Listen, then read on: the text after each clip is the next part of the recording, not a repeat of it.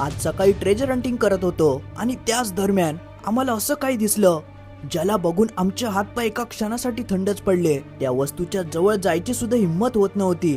आता नेमकं असं काय सापडलं ते पाहूया। सकाळची वेळ, समुद्रावर फारसं कोण नव्हतं आणि आम्ही नेहमीप्रमाणे ट्रेजर हंटिंगला सुरुवात केली आणि अचानक मेटल डिटेक्टरने एक वेगळा आणि स्ट्रॉंग सिग्नल दिला।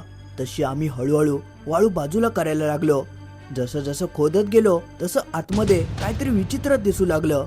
थोडी वाळू बाजूला केल्यानंतर ते बघून आमच्या तोंडातून काही शब्दच निघत नव्हते।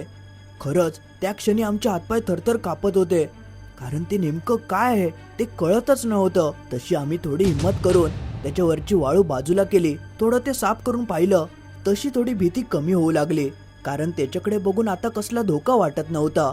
उचलायला गेलो तर थोडं त्याचं वजन देखील होतं, पण अजून देखील निश्चित झालं नव्हतं की नेमकं काय असेल, ज्यामुळे ते आम्ही उचलून समुद्राच्या पाण्यात धुवायला गेलो। आणि जेव्हा त्याला स्वच्छ धुतलं तेव्हा समजलं की ते नेमकं काय होतं ते। तो एक फ्लोटर होता जो मच्छीमार आपल्या जाळ्यांच्या टोकाला बांधतात आणि ज्यात लाईट वगैरे पेटत असते, जेणेकरून त्यांना जाळ्याचं ते टोक समजतं। पण या फ्लोटरने एका क्षणासाठी आमच्या काळजाचा ठोकाच चुकवला होता। असाच नवनवीन आणि ट्रेजर हंटिंगचा शो तुम्हाला पाहायचा असेल तर इथे फॉलो करायला विसरू नका।